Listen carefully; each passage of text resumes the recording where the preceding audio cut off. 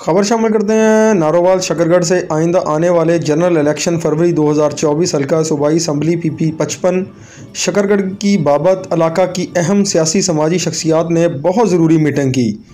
मज़ीद इसी हवाले से तफसीलात जानते हैं रेजिडेंट एडिटर हुसैन सुबहानी से। जी हुसैन सुबहानी, अपडेट कीजिएगा।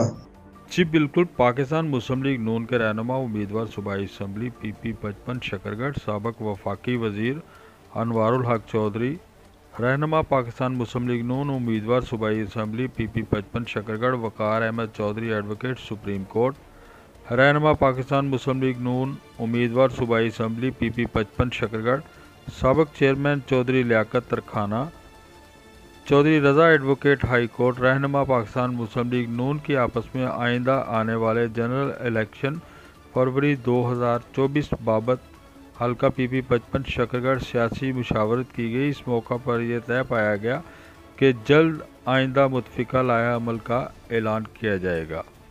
जी।